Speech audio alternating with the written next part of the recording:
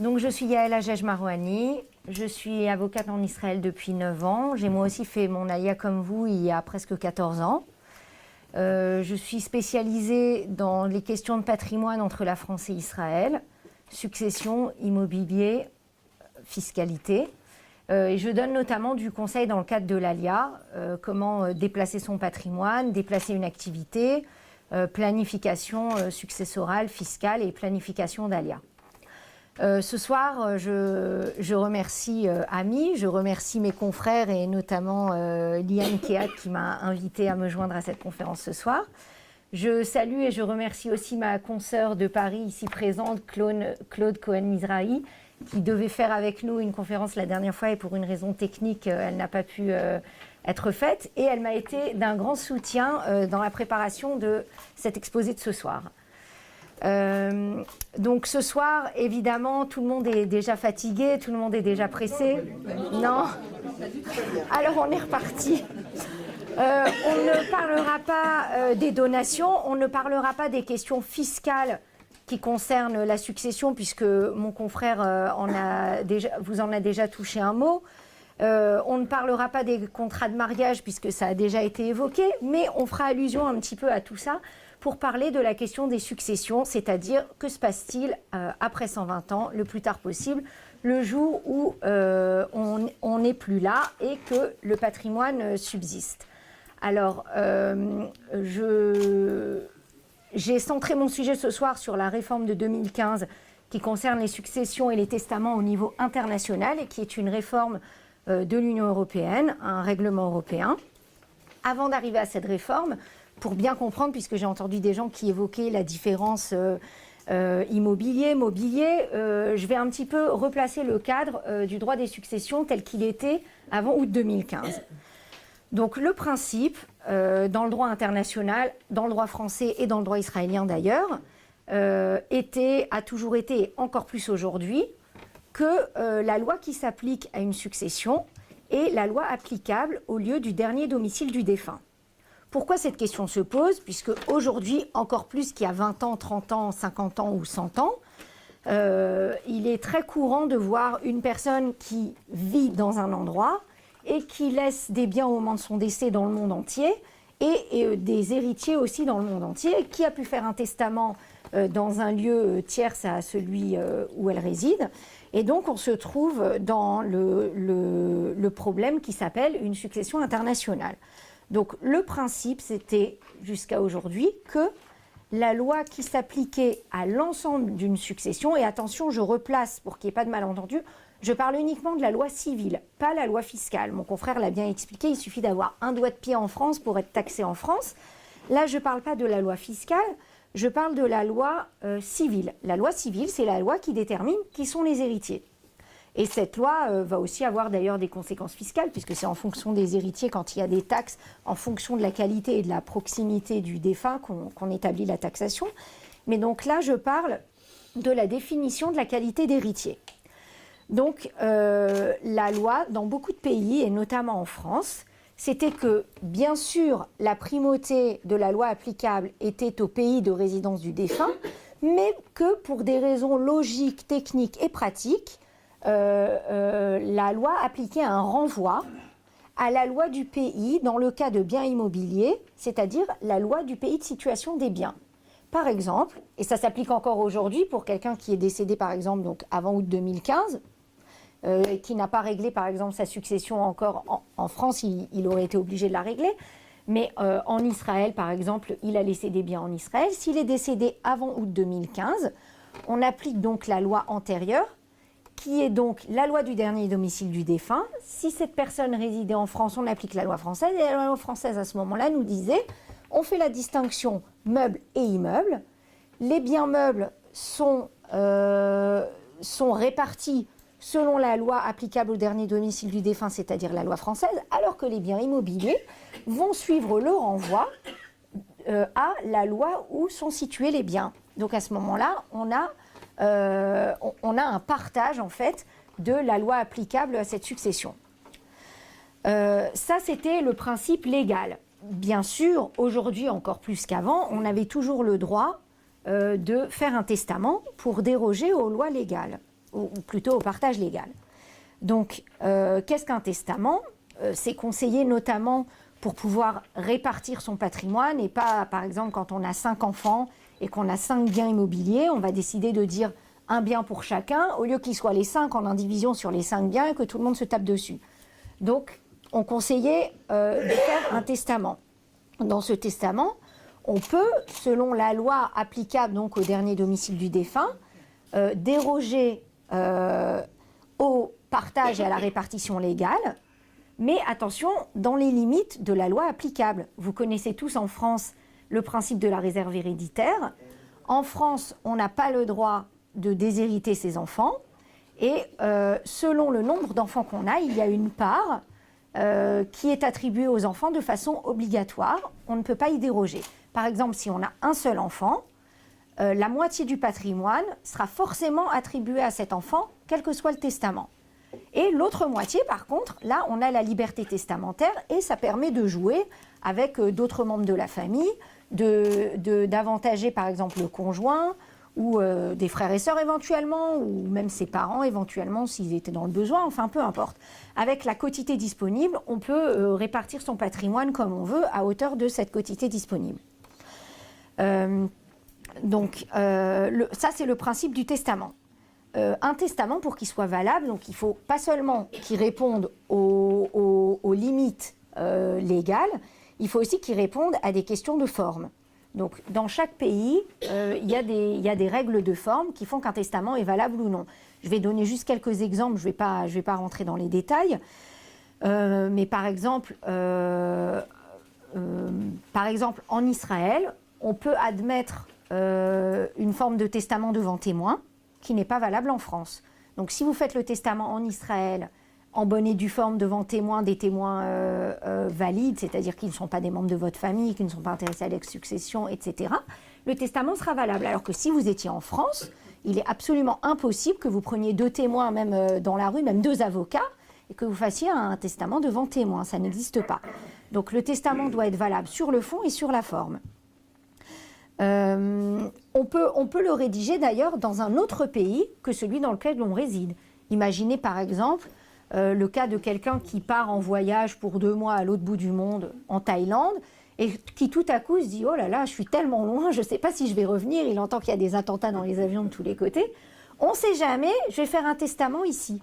Il peut faire un testament en Thaïlande alors qu'il n'a rien à voir avec la Thaïlande, à condition que son testament réponde aux règles de forme du pays dans lequel il l'établit. Donc ça doit être fait soit selon les règles qui s'appliquent là-bas, si c'est devant notaire, devant avocat, devant le tribunal, comme ça doit être fait là-bas. Et à ce moment-là, il sera valable sur ses biens dans le monde entier. Donc quand on a le choix, par exemple, vous vous dites, est-ce que je vais faire mon testament plutôt en France, plutôt en Israël? À ce moment-là, il faut analyser selon différents critères. A priori, vous pouvez le faire là où vous voulez, mais il faut voir là où ce sera le plus facilement appliqué. Parce que souvent, les gens me disent, moi, peu importe si c'est valable, je veux faciliter la vie à mes enfants. Je ne veux pas qu'ils aient à courir et des authentifications et des traductions, etc. Donc, selon le projet et selon ce qui est plus intéressant pour les clients en question, on conseillera de faire le testament ici ou là. Donc ça, c'est un cas particulier. Une petite parenthèse, je précise, puisqu'on parle de testament par rapport à ce qu'a dit ma consoeur sur les contrats de mariage. Un contrat de mariage, effectivement, c'est très important, mais ça ne remplace pas un testament. Et inversement, un testament ne remplace pas un contrat de mariage. Je vous donne un petit exemple. Alors, c'est vrai que c'est difficile de parler de ça quand vous pensez, par exemple, à vos enfants. Un couple de jeunes de 25 ans qui vient voir un avocat pour faire... Alors déjà, il a été poussé par les parents pour faire un contrat de mariage donc avant de se marier.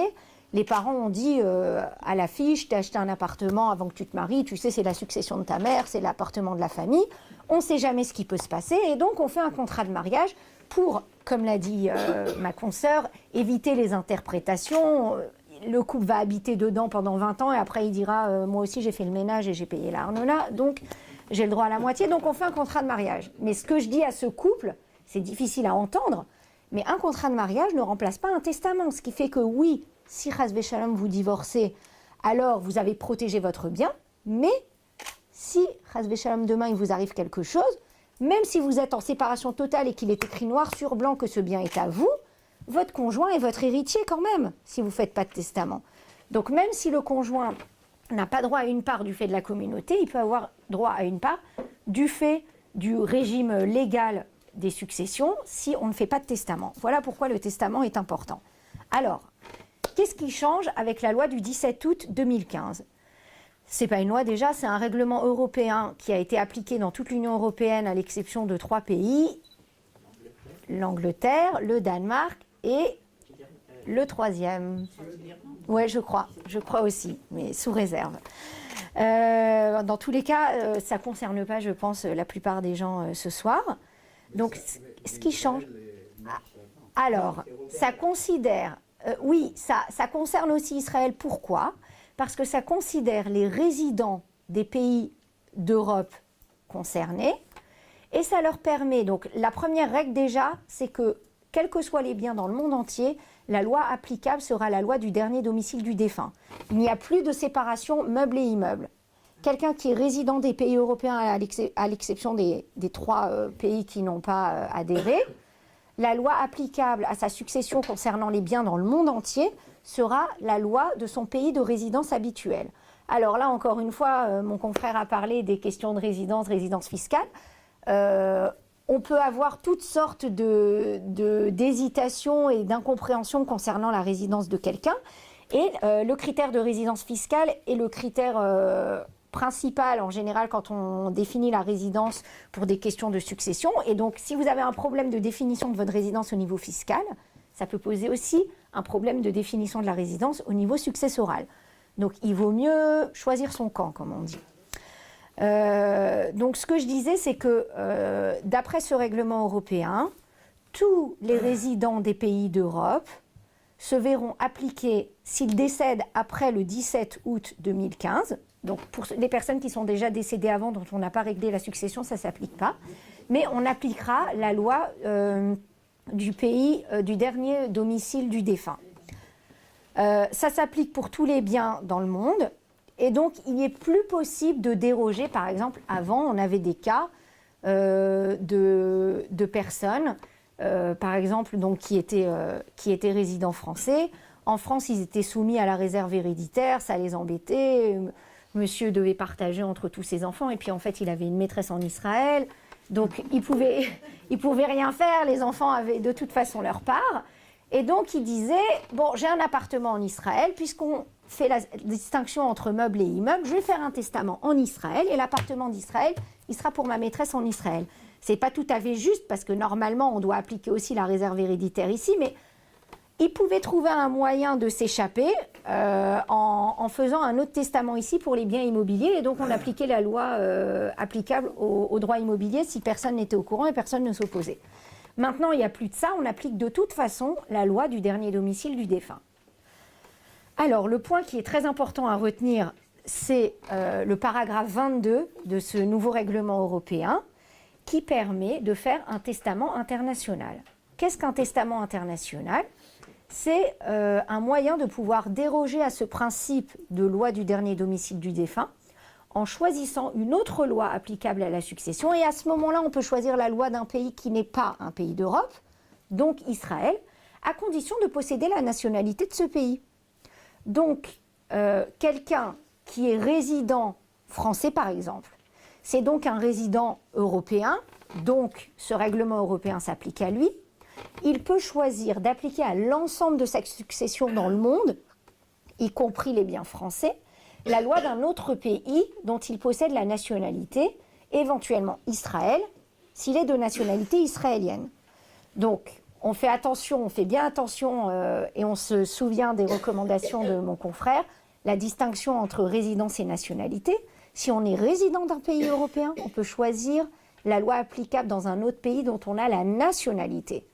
Donc, il suffit d'être israélien pour pouvoir demander dans un testament qu'on définira comme testament international à appliquer la loi d'un autre pays. Encore une fois, attention, je vois les étoiles dans les yeux, ce n'est pas pour des questions fiscales, c'est uniquement pour la répartition du patrimoine et la définition de la qualité d'héritier. Même si on n'est pas résident en Europe, si vous n'êtes pas résident en Europe, cette loi ne s'applique pas. à ce moment-là, vous n'avez même pas besoin de ça. Si vous êtes résident en Israël, vous faites un testament de droit israélien et vous avez de toute façon la liberté testamentaire. Le problème, c'est pour les gens qui sont résidents en France. J'ai le cas, par exemple, de quelqu'un qui n'a jamais connu sa fille et sa fille même a tout fait pour le rejeter et pour ne pas le connaître.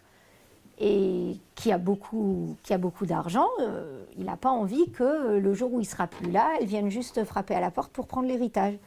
Donc, s'il a la nationalité israélienne, il peut demander l'application du droit israélien. Alors, il faut faire un testament en bonne et due forme, il faut que ça réponde à certains critères. Il faut le faire normalement dans le pays dont vous demandez l'application de la loi. Et stipuler que c'est un testament international, que vous résidez en France, mais que vous avez aussi la nationalité israélienne, et que vous demandez à faire appliquer ce testament selon le règlement européen en tant que testament international. Ce règlement européen va aussi faciliter les choses entre les pays européens, parce qu'il institue un certificat successoral européen. C'est-à-dire que ce qui se passe par exemple entre Israël et la France, quelqu'un de résident français par exemple décède en France, les héritiers vont voir le notaire, ils obtiennent l'acte de notoriété, ça définit la qualité d'héritier. Ils arrivent en Israël et là ils disent c'est moi l'héritier, ils vont à la banque, j'ai l'acte de notaire, l'acte de notoriété. Non, la banque dit non, ça ne marche pas, il vous faut un acte israélien. Et c'est vrai. Pour pouvoir appliquer la succession en Israël, il faut passer par le tribunal israélien. Pour obtenir le Tsav Yerusha ou le Tsav Kiyum Tsava'a, c'est l'acte de succession israélien qui définit en Israël qui sont les héritiers. Parce qu'il est possible que ce ne soit pas exactement comme ça a été fait en France. En général, ça suit, encore plus aujourd'hui, ça suit la loi française, mais la banque n'est pas censée le savoir. Donc, il faut un acte israélien. Et ça complique beaucoup d'un pays à l'autre. Il faut refaire des procédures, c'est long, c'est coûteux, etc. Alors, entre les pays européens, on peut demander maintenant à l'autorité compétente, par exemple en France le notaire, un certificat européen qui fait que la succession est valable dans tous les pays d'Europe sans avoir besoin d'autres procédures dans un autre pays. Non, parce que c'est en Europe. En Israël, vous serez encore obligé de passer par... Alors, c'est une procédure gracieuse. Ça veut dire que c'est non contentieux, hein, mais ça coûte quand même quelque chose. Et donc, c'est censé quand même... ça prend quand même du temps, mais c'est plus rapide que... C'est au tribunal, mais ce n'est pas une action contentieuse. À condition, bien sûr, qu'il n'y ait pas d'opposition ou de désaccord entre les héritiers. Qui désigne les héritiers. Oui, mais imaginez que le testament n'est pas valable. Vous ne pouvez pas simplement présenter un testament comme ça à la banque. Non, Il faut que ça ait été... Ça facilite la procédure. Non, ça ne facilite pas. On demande au tribunal israélien de statuer soit selon la loi, soit selon le testament. Mais dans tous les cas, il faut qu'il y ait un juge qui détermine que le testament est valable ou que la loi que vous invoquez est valable et que c'est comme ça que va être répartie la succession en Israël. Le fait d'avoir un testament, ça ne veut pas dire qu'il est valable. En France, on confie au notaire dans son coffre les testaments. Est-ce que c'est le cas ici? Non. Ici, vous avez un registre des testaments qui est au Racham Le'inyan Yerusha, c'est le registre des successions. Et vous pouvez enregistrer votre testament et il est scellé dans le coffre de l'État et c'est déclaré. C'est très intéressant aussi parce qu'en France, non, normalement le notaire inscrit au registre des dernières volontés. Mais je ne suis pas sûre que ce soit obligatoire. C'est obligatoire? Quand ça passe par devant le notaire, oui. Ah non, parce qu'il peut aussi garder dans son coffre des actes sous seing privés, des holographes. Il rentre dans le registre, même si c'est pas... Non, si c'est holographe sous seing privé, il ne l'enregistre pas, n'est-ce pas? On peut juste le confier au notaire. Je pense que le notaire doit le signaler à Nantes au registre des... Ah, il est obligé? Il faut savoir qu'en France, le testament peut être notarié. Holographe. Mais j'ai des clients qui ont fait un testament holographe et qui l'ont mis dans le coffre du notaire, mais ça n'a pas été signé devant le notaire. C'est pas un testament notarié, c'est un testament. Mais ça, il ne le déclare pas. Il l'enregistre quand même. Ah bon? Il le mentionne au registre. Parce que quand il y a une succession qui s'ouvre, La première chose que fait le notaire, c'est d'interroger son fichier pour savoir si un testament, quel que soit le testament, doit être enregistré. Non, un testament ne doit pas être enregistré, mais c'est conseillé. Imaginez, alors en général, les gens donnent un exemplaire original à leurs enfants, mais il y a des gens qui n'ont pas envie que leurs enfants sachent qu'ils ont fait un testament jusqu'à ce que ce soit le moment de l'appliquer, qui n'ont pas envie que les enfants sachent ce qu'il y a dedans. Donc ils peuvent le déposer au registre des successions en Israël. Il est enregistré et déclaré dans le coffre de l'État, du ministère de la Justice. Normalement, il ne peut pas se perdre. Et ce qui se passe, c'est que si les enfants n'ont pas connaissance de ce testament, ils ouvrent tout simplement une succession auprès du tribunal en demandant la succession légale. Automatiquement, le registre ressort ce testament et leur dit « Attention, vous n'y aviez pas connaissance, mais il y a un testament En France ou en en Israël? Israël. » En deux mots, quelles sont les règles successorales en Israël?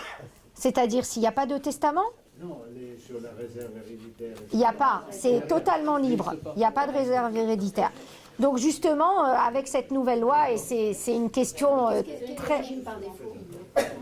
Par défaut, ça dépend de la situation familiale de la personne, s'il est marié, s'il a des enfants. Mais par exemple, une famille classique mariée avec des enfants, c'est moitié pour le conjoint, moitié pour les enfants. Après, il y a plein de remariages, etc. Ça dépend, voilà. Pardon, s'il vous plaît, quand un testament fait en Israël est enregistré, est-ce qu'il peut encore être modifié? Oui, bien sûr. Il suffit d'en faire un autre et de l'enregistrer à la place. Ah, c'est ça. Mais attention, je suis désolée de dire ça, hein, mais c'est ce que je dis parfois aux clients. Souvent, ils me disent « je suis pas trop sûre, mais bon, au pire, j'en ferai un autre après ». On peut faire un testament tant qu'on peut faire un testament. Une fois qu'on n'a plus la capacité mentale, on ne peut plus changer d'avis, on ne peut plus changer le testament. Donc, il faut le faire quand on est vraiment sûr de soi. Et si le testament n'a pas été enregistré, il est valable. Il est valable, c'est juste qu'il sera plus facilement retrouvable s'il est enregistré. S'il vous plaît, au sujet du testament international, vous dites qu'un résident européen qui a aussi la nationalité israélienne peut établir son testament en Israël. Mais s'il s'agit de résidents israéliens, nationalité israélienne, qui veut faire un testament international pour inclure des biens français ou autres. Ah non, ça n'a rien à voir. Dans tous les cas, en Israël, il fait ce qu'il veut.